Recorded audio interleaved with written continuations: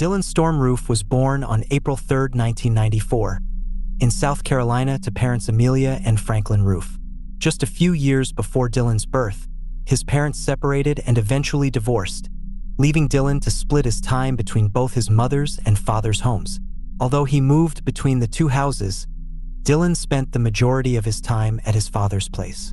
After a while, Franklin remarried, and his new wife took on a motherly role, caring for both Dylan and his sister, often taking them to enjoy various fun activities. However, Dylan's father was known to be a controlling and abusive man.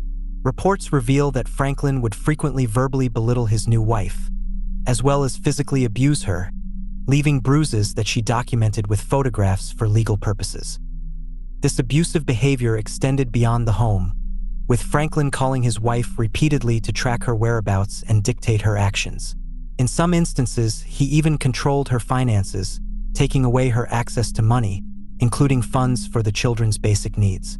It's unclear whether Dylan ever witnessed the abuse, but if he did, it's likely that it left a lasting impact on his psyche. By this point, Franklin had moved the family to Florida for work, and he was often away for weeks at a time. During his absence, his wife took on the responsibility of caring for the children. After enduring years of emotional and physical abuse, Franklin's wife finally filed for divorce in 2008, citing the constant fear and control she had been subjected to. In her statement to the court, she detailed the severe impact Franklin had on her life, saying, "I was so scared of him that I knew I had to get out of this violent situation. He controlled my whereabouts, the checkbook, and every aspect of my life. On September 20th, 2008, my world came crashing down when Ben and I had an argument. He violently shoved me to the ground and hit me in the back of my head." Unfortunately for Dylan, his stepmother was unable to take him with her, and as a result, he remained in his father's care. If circumstances had been different, it's possible that Dylan's stepmother could have played a positive role in his life, possibly helping to shape him into a different person. With her departure, Dylan lost one of the few positive influences in his life. While there are no reports suggesting that Dylan himself was directly abused by his father, it's clear that his stepmother's suffering was profound. Despite her attempts to escape, Dylan was left in a toxic environment under the care of a man who had already shown signs of violent and controlling behavior. After the divorce, Dylan's father moved the family back to South Carolina, where they would stay for the foreseeable future. Dylan continued to split his time between his mother's and father's homes, and records show that he worked alongside his father doing landscaping jobs. Dylan was paid for his work, but he soon began to complain to his friends about how his father made him work long hours with little reward. At this point, Dylan also started to turn to marijuana as a way to cope, blowing the money he earned on the drug. His mother eventually found out about his marijuana use and grounded him in response. Marijuana would ultimately serve as a gateway for Dylan, leading him down a path of heavier drug use and further disconnection from the things that could have helped him get back on track. It's important to note that there was little evidence of Dylan displaying any racial animosity during his younger years. Reports from classmates, teachers, and friends indicate that Dylan was not known to make racist remarks or demonstrate any racist behavior. He had friends of different ethnicities, including multiple black friends, who stated that they never witnessed him engaging in racist behavior. This suggests that, during this period of his life, Dylan was not outwardly displaying the racist tendencies that would later define his tragic actions. In fact, his friends would later express shock at how different he appeared when his views on race began to shift. Dylan himself would later state that the Trayvon Martin case was a key turning point in the development of his racist views. However, at this time in his life, many people who knew him personally claimed they saw no signs of the hatred he would later express. For the most part, Dylan kept his personal beliefs to himself, making it hard for those around him to discern the darker thoughts brewing in his mind. During the period when Dylan's father was away for work, he began to experiment with drugs more seriously, further distancing himself from his school and his peers. Classmates would recall that Dylan had started making racist jokes and speaking about his Southern pride. Although no one took his comments seriously, His school performance began to decline, and eventually, Dylan dropped out altogether, choosing to abandon his education and follow a different, more destructive path. Dylan gradually began losing contact with most of his friends. The next time he interacted with them, he was almost unrecognizable, a completely different person. On February 26, 2012, Trayvon Martin was fatally shot by George Zimmerman, an event that sparked nationwide protests. While I won't go into the full details of the case, Dylan himself later stated that it was this shooting that marked the turning point for him. At the time, he couldn't comprehend why so many people were so upset about the killing, and he didn't understand the protests that followed. In fact, Dylan said that the shooting led him to research black-on-white crime on Google. According to him, that search fundamentally changed him. He claimed, "I was never the same since." This marked the beginning of a dramatic shift in Dylan's perspective on race. In the years that followed, he wrote extensively about his newfound beliefs in a manifesto, criticizing various races and their roles in society. By the time he finished writing, he ended his manifesto with a chilling declaration. "No one else has any responsibility for what I have done. I planned and went about it completely alone. I repeat, do not try and punish other people for my actions because you couldn't punish me." This final sentiment reflects Dylan's attempt to justify his actions and separate himself from any external influence or accountability.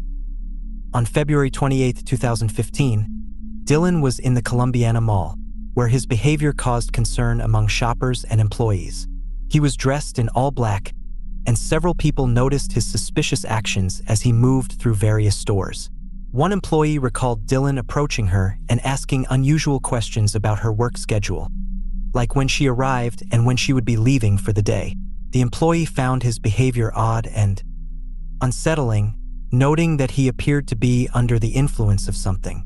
Her discomfort led her to call mall security, who, in turn, contacted the police. When officers arrived and spoke with Dylan, they asked him why he was acting in such a strange manner. Dylan explained that he was merely looking for a job because his parents were pressuring him to find employment. However, when questioned further, he couldn't produce any job applications, which raised suspicion. The officer noted that Dylan seemed visibly nervous, so he asked if Dylan had anything illegal on him. Dylan denied this, but when the officer requested a search, Dylan agreed. The officer soon discovered a pill bottle in Dylan's possession that was missing its label. Inside, the bottle contained orange strips that appeared unusual. Dylan initially claimed they were Listerine strips, but the officer wasn't convinced. After pressing him for the truth, Dylan admitted that the strips were actually Suboxone, a drug used to treat narcotic addiction. Dylan was charged with misdemeanor drug possession for the Suboxone and was banned from the mall for a year. Just over a week later, an off-duty police officer recognized Dylan at Elwood Park. Dylan was loitering in his car, and the officer became suspicious. When questioned, Dylan explained that he wasn't allowed to stay at home when his father wasn't around, but the officer found this explanation odd. Dylan also claimed that he could have stayed home but chose not to. Given his behavior and background, the officer decided to search his vehicle. Upon doing so, police found 640 rounds of rifle ammunition and a rifle part, though the full weapon was absent. Dylan explained that he had been planning to buy an AR-15, but he didn't have enough money for it yet. After the search, Dylan was allowed to leave since no crimes had been committed at that time, but the events were starting to paint a clearer picture of his increasingly erratic behavior. Just a month later, Dylan turned 21, and his father gave him money for his birthday. Dylan, however, chose to use this money in a way that further reflected his growing detachment from reality. Dylan used the birthday money he received from his father to purchase a .45 caliber Glock handgun. Surveillance footage showed him visiting a local gun store where he picked up the weapon. Dylan completed the necessary paperwork and went through the background check process, which, under normal circumstances, should have flagged his previous drug charge. However, according to the FBI, the examiner who reviewed Dylan's background was unable to find a conviction for his drug possession charge. Upon further investigation, the examiner encountered several mistakes on his record, which made it impossible to either approve or deny the check. Under the 1994 Brady Handgun Violence Prevention Act, if the FBI does not respond to a background check within 3 business days, the gun dealer is legally allowed to proceed with the sale. This loophole allowed Dylan to purchase the Glock after the required waiting period passed without a response. Dylan successfully obtained the firearm and was later seen in a video practicing target shooting in his yard. That same month, despite being banned from the Columbiana Mall for the year, Dylan returned to the location. He was arrested for trespassing and charged with a $262 fine. In 2015, Dylan also created a Facebook account, reconnecting with old friends through the platform. He quit his landscaping job but didn't inform his parents. While they believed he was still working, Dylan was spending time with friends instead, drinking, watching movies, and regularly using cocaine. According to one of his friends, Joey Meek, Dylan occasionally shared his racial views. On one occasion, after smoking marijuana, drinking vodka, and using cocaine, Dylan became visibly intoxicated and began talking about starting a race war. Meek recalled that Dylan had been planning something significant for months. Dylan told him that his target was a historic African-American church in Charleston, South Carolina, where he planned to carry out a mass shooting on a Wednesday evening. Meek, concerned for Dylan's well-being, decided to disarm him. He took Dylan's car keys and gun, hiding them in the ceiling of his home. However, Meek gave them back to Dylan the following morning, as he didn't want to get into trouble for taking the weapon, particularly because he was on probation at the time. It's notable that Dylan appeared to choose certain friends to be open with about his thoughts and plans. Another friend, Kristen Scriven, who was present during this time, claimed that Dylan never expressed any racist views around him. Scriven also confirmed Meek's account of Dylan discussing a plan, though his recollection differed. Scriven said Dylan had mentioned wanting to target the College of Charleston and described the students there as having days to live. Scriven, who is black, may have been kept in the dark about Dylan's true intentions due to his race. Dylan's selective openness raises questions about why he chose to share his plan with some friends but not others. Despite knowing about Dylan's plans and his access to a firearm, neither Meek nor Scriven informed authorities about his disturbing statements. They did not alert anyone to the threat he posed, leaving it until it was too late.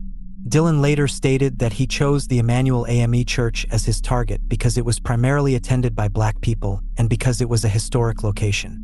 He explained that he avoided other churches where there could have been white people present. When asked if he didn't want to shoot any white people, Dylan laughed and said, "No, that's why I chose that church, because you were looking for African Americans, right?" He confirmed that he targeted the church because it was a place where he knew he would find black people. It's unclear exactly when Dylan decided to target the church, but during a search of his vehicle, authorities discovered a list of potential churches he had considered. While it's known that Dylan visited the Emanuel AME Church on multiple occasions leading up to the attack, it's uncertain whether he ever visited the other churches listed. According to the GPS records in his car, Dylan made his first visit to the church on December 22, 2014. He returned several times over the next few months: February 23rd, February 27th, April 25th, May 9th, and May 16th. On one of these visits, Dylan recalled walking past the church when he noticed a woman getting into her car. He stopped and asked her when the next church service was. "I just asked her. I said, 'When is the church service?'" Dylan later said. The woman, a member of the church, kindly informed him about the service and Bible study times. She was black, and Dylan confirmed that this was part of why he chose the church. He later explained that he picked this specific location because it was an African Methodist Episcopal, AME church, and he wanted to target a predominantly black congregation. Sadly, despite Dylan's clear intentions, his friends did not report his alarming statements. While they later claimed they thought he was joking, Dylan would go on to follow through with his plan just a week later. On June 16, 2015, Dylan spent the night at his friend Joey Meek's house, likely partying into the night as they had often done. The next morning, on June 17th, Dylan was still at the Meek household, but eventually, he gave Joey and his brother a ride to a nearby lake. When they invited him to join them, Dylan declined, stating that he didn't like the outdoors and instead planned to go see a movie. The Meek brothers had no idea that Dylan was preparing to carry out his attack later that same day. Around 8 p.m. that evening, Dylan drove to the parking lot of the Emanuel AME Church. He parked his car near the church's entrance and exited at 8:16 p.m., walking casually toward the door. As he approached the church, he paused for a moment, glancing down at the pouch on his belt that held his weapon and ammunition. Dylan then entered the church and was welcomed inside. He was handed a Bible and a study sheet and took a seat at a table. Despite the church being predominantly black, Dylan was still invited in and was the only white person present that night. Dylan spent almost an hour inside the church, doing little to interact with the others. A survivor of that night, Felicia Sanders, later recalled that Dylan chuckled when someone inside told a funny story. It seemed as though he was waiting for the right moment, perhaps contemplating whether or not to proceed with the shooting. After nearly an hour, the group inside the church closed their eyes and bowed their heads in prayer. This was the moment Dylan had been waiting for. Without hesitation, Dylan drew his weapon from the pouch on his waist and began shooting at the group while they were most vulnerable. Although I was unable to pinpoint the exact locations of the victims during my research, I decided not to include them in this animation. Dylan's first victim was 41-year-old Clementa Pinckney, whom he unalived while sitting. When 74-year-old Daniel Simmons rushed toward him, shouting, "Let me check on my pastor, I need to check on my pastor," Dylan quickly shot and unalived him as well. He then stood up and moved around the room, firing and reloading his weapon multiple times. Reports state that Dylan emptied an entire magazine into 87-year-old Susie Jackson. At one point during the shooting, 26-year-old Taiwan Sanders stood up to confront Dylan. Even though he had been shot, Taiwan asked, "Why are you doing this? We mean you no harm." Dylan responded, "I have to do this. Y'all are taking over the world," before killing him. Taiwan's mother, Felicia Sanders, witnessed her son's death. She later recalled, "I watched him take his last breath. I watched my son come into this world, and I watched my son leave this life." Felicia, playing dead under a table, held her 11-year-old granddaughter in her arms. Both survived the massacre. At one point, Dylan approached 70-year-old Polly Shepard, telling her to shut up. He then asked, "Did I shoot you?" When she replied, "No," Dylan said, "I'm not going to shoot you.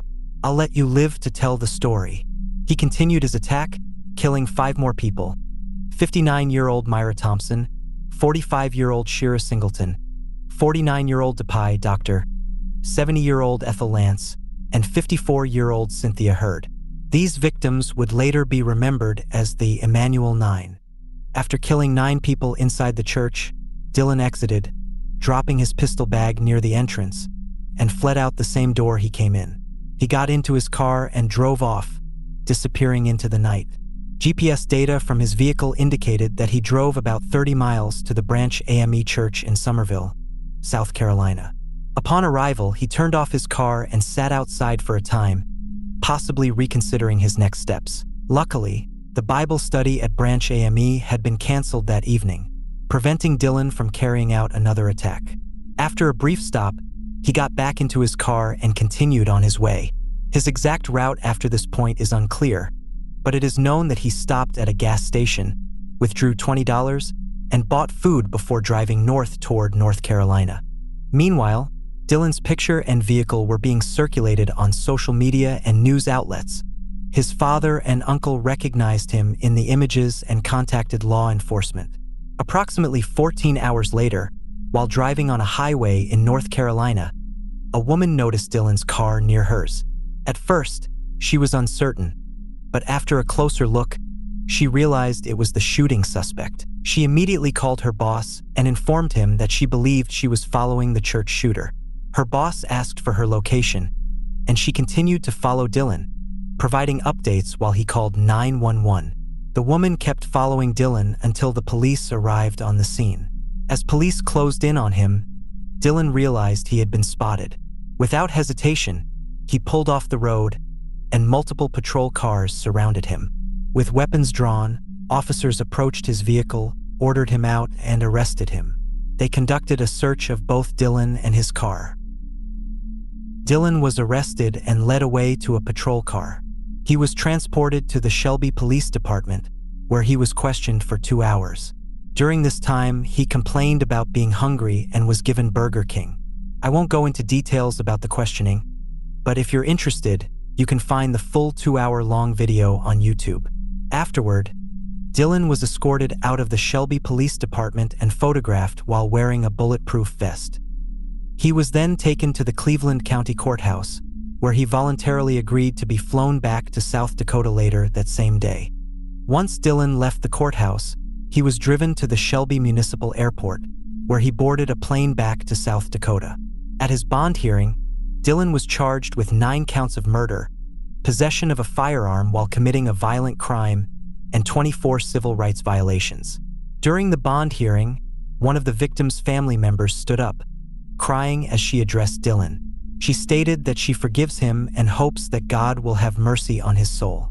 Dylan, however, kept his eyes on the floor and did not shed a tear as she spoke. On September 3rd, Solicitor Scarlett Wilson read a statement, announcing that she would pursue the death penalty for Dylan, describing the crime as the ultimate crime that deserved the ultimate punishment.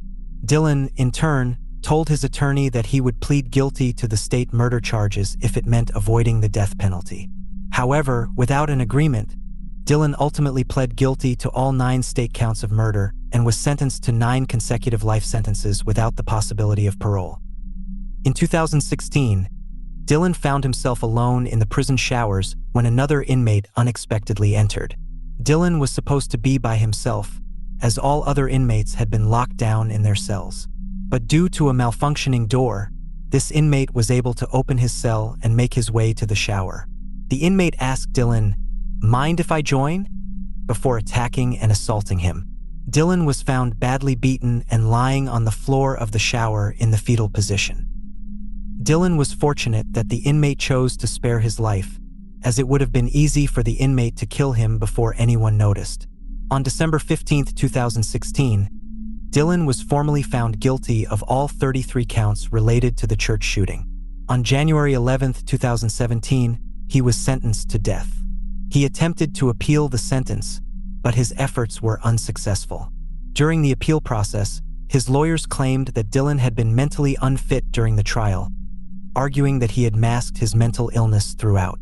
However, Dylan had no intention of using his mental health as an excuse for his actions and did not want his defense team to make that argument.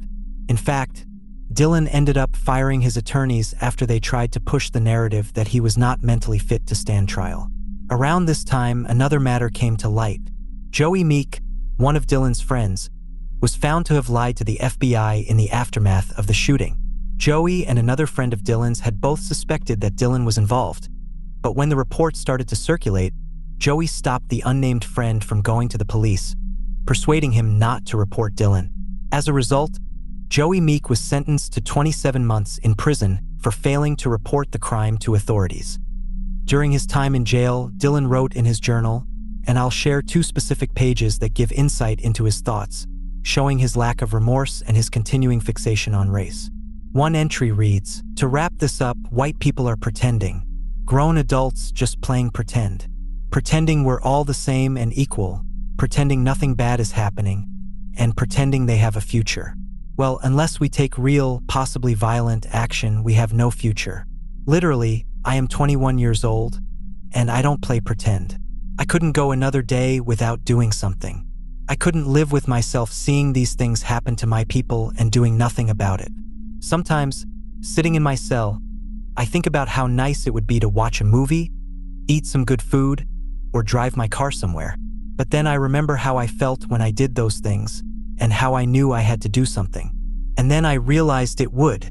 This passage, like many others Dylan wrote during his time in prison, further reflects his conviction in his actions and his continued belief in violent ideologies. Dylan later expressed in his journal that he would prefer to spend his life in prison knowing that he took action for his race, rather than endure the agony of idleness. He clarified at the end of the page, "Let me be clear. I do not regret what I did. I am not sorry. I have not shed a tear for the innocent people Iuna lived. But I do feel sorry for the innocent white children who are forced to live in this corrupt country. I also feel sorrow for innocent white people who die at the hands of people from other races every day." He continued, admitting that he had cried, but it was for himself. "I pity myself," he wrote, "that I had to do this in the first place. I pity that I had to give up my life for something that should never have been necessary." He also acknowledged that, despite the loss of his own future, he could not live with himself if he had done nothing. "I feel pity, but not for the people Iuna lived," he said. "I did what had to be done, and I would do it again." Now, let's take a moment to honor the victims of this tragedy. The 9 souls known as the Emanuel 9. Each one of them had their own story, and these are their tributes. DePayne Middleton Doctor's life was defined by love. Love that protects, trusts, hopes, and endures.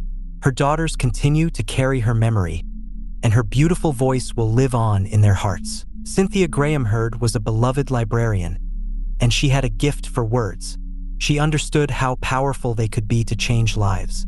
She lived her life with kindness and hope, always caring for others and sharing with her family. Susie Jackson was the heart of her family, always gathering them around the table and feeding them not just with food but with love. Her heart overflowed with generosity, and she welcomed everyone into her home. Ethel Lee Lance's spirit was full of joy and sparkle. She was lively, vibrant, and lived without regrets. She met Dr. Martin Luther King Jr. once, and his words about love resonated with her. "I have decided to stick with love. Hate is too great a burden to bear." This was Ethel's guiding belief. Clementa Pinckney was ordained at the young age of 18, and by 23, he became the youngest member of the South Carolina State Legislature. His leadership guided the church and his community to greater achievements, with a love for his family that knew no bounds. Tawanza Sanders was a student, a barber, and a seeker of knowledge. He approached life with passion, kindness, and joy.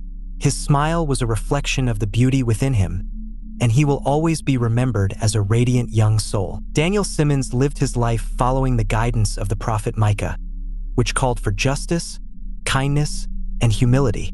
A dedicated family man, a military member, and an educated scholar, Daniel was as kind as he was wise.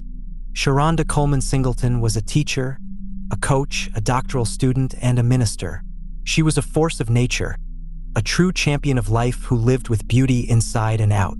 God was her guiding light, and she ran the race of life with determination. Myra Thompson was a teacher, a counselor, and a devoted minister.